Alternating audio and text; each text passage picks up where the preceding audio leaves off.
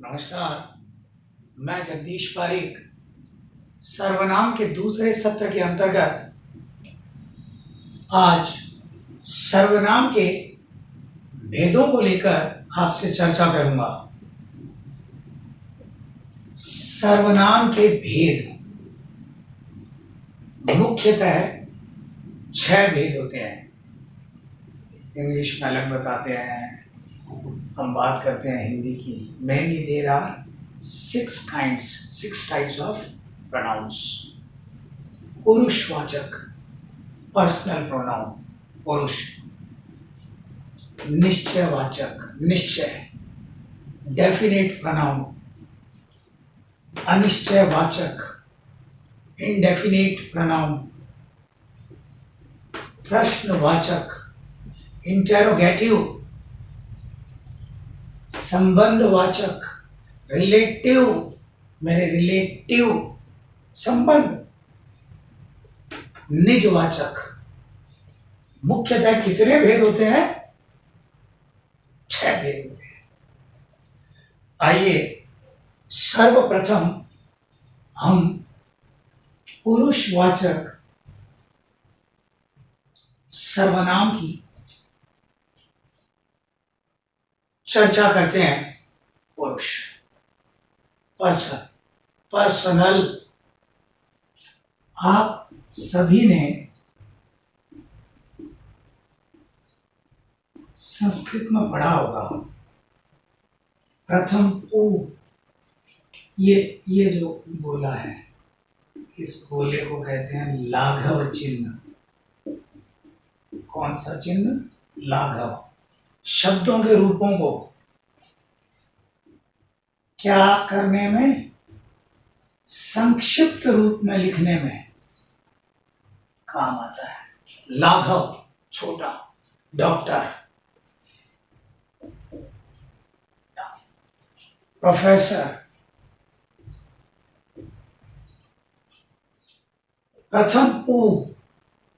और आपने संस्कृत में इसी प्रथम पुरुष के बारे में किसी शिक्षक सर मैडम ने आपको बताया होगा।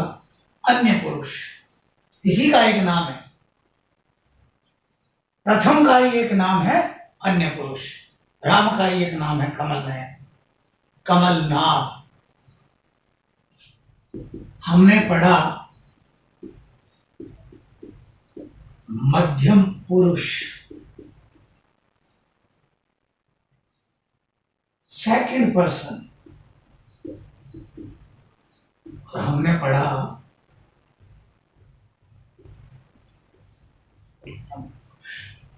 Third person.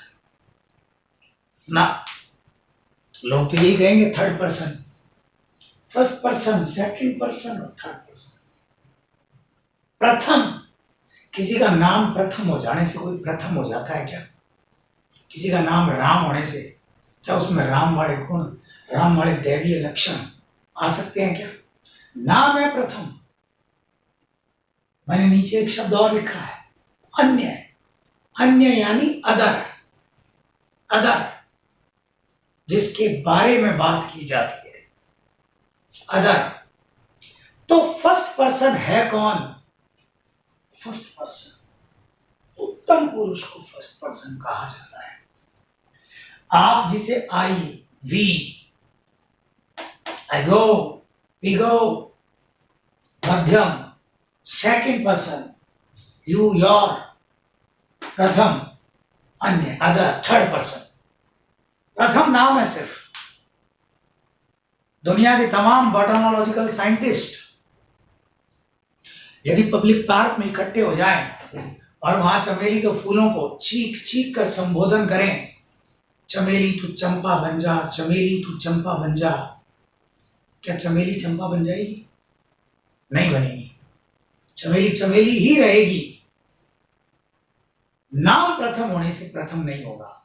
एक्चुअली में फर्स्ट पर्सन, वास्तव में जो फर्स्ट पर्सन है उत्तम पुरुष है। और उत्तम पुरुष में वक्ता और लेखक, मैं बोल रहा हूं इतनी देर से, वो एम आई एम स्पीकर। मान लेते हैं there is an under respiratory infection in my throat, I can't speak even a single word among the people and persons those who will listen to me. तो मैं लिख तो रहा हूं, मैं दूसरी स्थिति में क्या हो सकता हूं? लेखक हो सकता हूं। स्पीकर एंड राइटर, वक्ता और लेखक उत्तम पुरुष के अंतर्गत आते हैं। मध्यम, आप मेरी बात को सुन रहे हैं। आप कहेंगे जी ऑडियो ऑन है, हमारा तो श्रोता है। यू ऑल आर लिसनर्स, श्रोता सुन रहे हैं आप। मीडियम वॉइस पे, हाई पिच पे। आप कहेंगे साहब हम सुन नहीं रहे, there is a little bit problem in our speaker. तो परमात्मा ने आप सभी को दृष्टि दी है। आप जो लिखा हुआ है, जो वीडियो है, जो बोर्ड पे लिखा जा रहा है, उसको पढ़ रहे हैं। आप दूसरी दृष्टि में, दूसरी श्रेणी में आप क्या हो गए? पाठक। यानी श्रोता और पाठक मध्यम पुरुष हो गए। और अब जब वक्ता, लेखक, श्रोता, पाठक, पाठक, श्रोता, लेखक, वक्ता, ये चारों जब एक साथ होकर जिन अन्य व्यक्तियों नहीं तो वस्तुओं, और वस्तुओं नहीं तो प्राणियों नहीं तो क्रियाओं, और क्रियाओं नहीं तो पदार्थों नहीं तो घटनाओं, व्यापारों, स्थानों, कथनों के बारे में बात करते हैं। और बातचीत के दौरान उन अन्य लोगों के लिए, उन अन्य प्राणियों, वस्तुओं, स्थानों के लिए जिन जिन नामों का प्रयोग करते हैं, वो नाम किस श्रेणी में, किस सर्वनाम में रखे जाएंगे? पुरुषवाचक में ही। लेकिन पुरुष भी तीन है, first person, second person, other, third person. अर्थात प्रथम पुरुष हो गए जिनके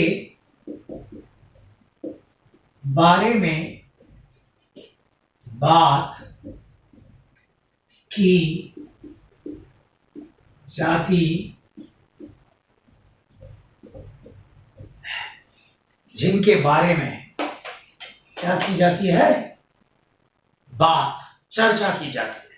और बातचीत के दौरान उनके लिए जिन नामों का, जिन सर्वनामों का, जिन सभी नामों का प्रयोग किया जाता है, सर्वनाम, पुरुषवाचक, प्रथम पुरुष, अन्य पुरुष कहलाते हैं। आइए एक उदाहरण से हम इसे और जांचने का और समझने का प्रयास करते हैं।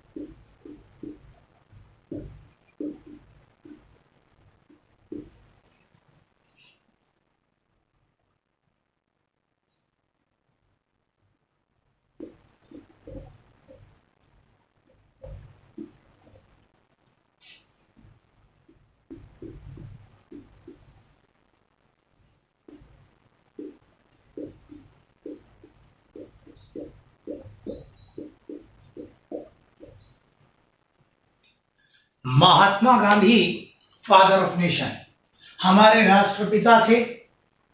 इनका जन्म, आपका जन्म, इनका जन्म सम्मान 2 अक्टूबर सन 1869 को हुआ। आप सभी से एक सवाल, इस लिखे गए वाक्य में, या मान लेते हैं ये एक वर्बल कम्युनिकेशन है, ये एक रिटन कम्युनिकेशन नहीं है, ये एक वर्बल मौखिक वार्तालाप है। इस वाक्य में उत्तम अर्थात प्रथम कौन है? First person. मध्यम सेकंड पर्सन। और अन्य अदर थर्ड पर्सन प्रथम पुरुष कौन है? देखिए, ये वार्तालाप लिखने वाला कौन है? जाहिर सी बात है, मैं हूं। मैं कौन हो गया? उत्तम। आप सभी इसको सुन रहे हैं ऑडियो के साथ, मान लेते हैं सुन नहीं रहे, आप देख रहे हैं लिखा हुआ, आप पाठक हो गए। आप सभी या वो तमाम दर्शक जो इस वीडियो को, इस बोर्ड पर, इस लिखित वाक्य को, उदाहरण को देखेंगे, वो सभी मध्यम पुरुष हो गए। और Mahatma Gandhi, father of nation, जिनके बारे में बात की गई है, ये अन्य पुरुष, प्रथम पुरुष, थर्ड पर्सन पुरुषवाचक सर्वनाम। उदाहरण के लिए, बीकानेर को धर्म नगरी भी कहा जाता है। इस वाक्य में उत्तम, मध्यम और अन्य प्रथम पुरुष सर्वनाम पहचान कर बताइए, ज्ञात कीजिए, छांटिए। मैंने बोला, मेरे स्थान पर मान लेते हैं कोई बहुत बड़े पढ़े लिखे प्रोफेसर साहब ये वाक्य बोलते हैं, बीकानेर को धर्म नगरी कहा जाता है। प्रोफेसर साहब क्या हो गए? उत्तम पुरुष हो गए। वक्ता है वो, लेखक नहीं है, बट इज ए स्पीकर। जितने भी लोग प्रोफेसर साहब के इस कथन को, इस वाक्य को, या मेरे द्वारा बोले गए इस वाक्य को सुन रहे थे, वो सभी क्या हो गए? मध्यम पुरुष हो गए। और बीकानेर, जिसके बारे में चर्चा हुई है, जिसके बारे में बात हुई है, अन्य पुरुष, प्रथम पुरुष सर्वनाम हो गया। तो हमने क्या सीखा? सर्वनाम के इस दूसरे सत्र के अंतर्गत हमने ये सीखा, सर्वनाम के भेद 6 होते हैं।